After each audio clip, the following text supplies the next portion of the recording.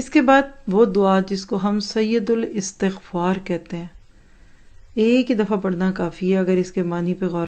رسول اللہ صلی اللہ علیہ وسلم نے فرمایا، جو شخص یقین کی حالت میں شام کے وقت یہ دعا پڑھے اور اسی رات فوت ہو جائے تو وہ شخص جنت میں جائے گا، اور اسی طرح حالت یقین میں جو شخص صبح کے وقت یہ دعا پڑھ لے اور شام تک فوت ہو جائے تو وہ بھی جنت میں جائے گا۔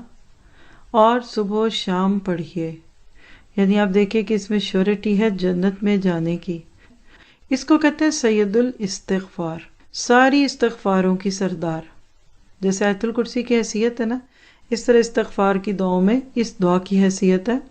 اللہم انت ربی لا الہ الا انت خلقتنی وانا عبدک وانا علی عہدک ووعدک ما استطعت اعوذ بک من شر ما صنعت ابوء لک بنعمتک علی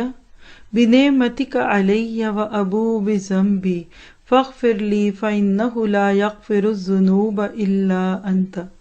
اے اللہ، تو ہی میرا رب ہے، تیرے سوا کوئی معبود نہیں، تو نے مجھے پیدا فرمایا اور میں تیرا بندہ ہوں، اور میں اپنی طاقت کے مطابق تیرے عہد اور وعدے پر قائم ہوں۔ میں تجھ سے اس چیز کے شر سے پناہ مانگتا ہوں جس کا میں نے ارتکاب کیا، یعنی I have done that۔ میں تیرے سامنے تیرے انعام کا اقرار کرتا ہوں جو مجھ پر ہوا، اور میں اپنے گناہوں کا اقرار کرتا ہوں، لہٰذا تو مجھے معاف کر دے۔ بات یہ ہے کہ تیرے سوا کوئی گناہوں کو معاف نہیں کر سکتا۔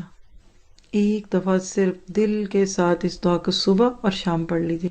یہ جو بات ہے نا یقین کے ساتھ، اس سے کیا مراد ہے؟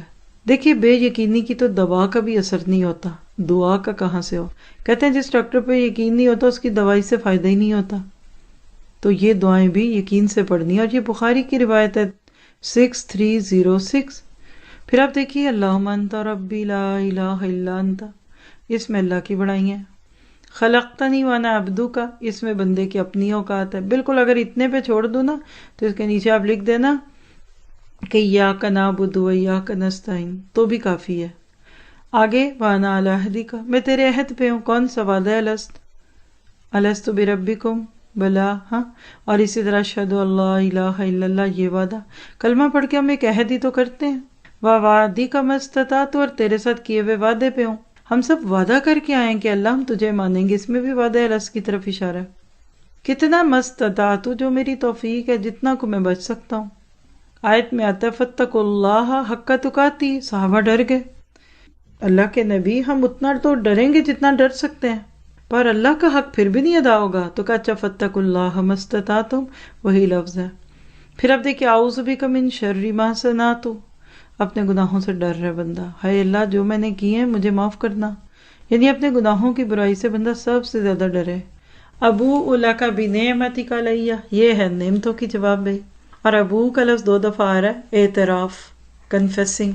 بالکل اس کو پڑھتے ہوئے ایسے لگتا ہے جیسے آج کچھ لوگ جا کے بزرگوں کے اور اپنے پریسٹ کے سامنے کنفیس کرتے ہیں، I have done this, I have done this۔ آپ کو پتہ ہے کہ کرسچینٹی میں پارڈن خریدی جاتی ہے، $500 والی یا 5000 والی۔ اللہ کے سامنے بندہ شرمندگی سے کھڑا، اللہ گناہ بڑے کیے ہیں اور نعمتیں بھی تیری بڑی ہیں، فاغفر لی فإنہ لا یغفر الذنوب الا انت۔ کیا تو بڑا ہے لیکن مجھے یہ پتا ہے کہ تو سمندر کے جھاگ جتنے گناہ بھی معاف کرتا ہے، تو بس تو مجھے بھی چھپا لے۔ یہ ایسی پیاری دعا ہے کہ جس کو پڑھتے ہوئے انسان واقعی اللہ کا ساتھ اپنا تعلق محسوس کرتا ہے۔ تو سید الاستغفار بھی ہے، انسان اپنی بے بسی کا اظہار کرتا ہے، اللہ کی قدرت کا اقرار کرتا ہے۔